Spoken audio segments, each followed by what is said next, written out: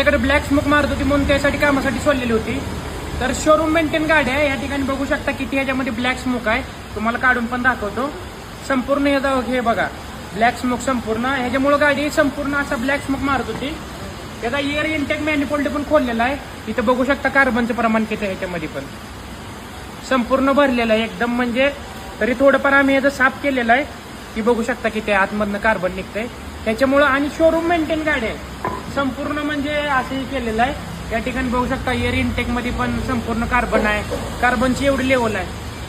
ज्यावेळेस तुमच्या गाडीचा ब्लॅक स्मोक थांबवायचा असतो ना त्यावेळेस ह्या सगळ्या गोष्टी खोलावं लागतात आणि ह्या सगळ्या गोष्टी क्लीन करावं लागतात. ही जेअर वाल्व आहे याच्यामध्ये पण ब्लॅक स्मोक बघू शकता तुम्ही किती आहे. ते संपूर्ण कार्बननं भरलंय त्यामुळे ह्याच्यामध्ये गाडीला ब्लॅक स्मोक मारत असते. गाडीला त्याच्याबरोबर बाकीची पण कामं केले. क्लच प्लेटचं काम केलंय, पूर्ण सस्पेन्शनचं काम केलंय. थर्मोस्टॅट वॉलची तर कंडिशन बघायचं कशी आहे. थर्मोस्टॅट वॉलच काढून टाकला याचा डायरेक्ट करून टाकलाय. त्यामुळं इंजिन ओव्हरहीट होण्याचं वगैरे प्रॉब्लेम येते. याची बॉडी पण वगैरे डॅमेज आहे ती पण आम्ही रिप्लेस करणार आहे आणि पूर्ण सस्पेन्शनचं काम करणार आहे. तर मित्रांनो तुमच्या गाडीमध्ये पण ब्लॅक स्मोक मारत असेल तर नक्की एक वेळेस ही जी संपूर्ण सिस्टीम आहे आणि एक्झॉस्ट मॅनिफोल्ड आहे ना संपूर्ण क्लीन करा. ब्लॅक स्मोक एकदम क्लिअर होऊन जाईल.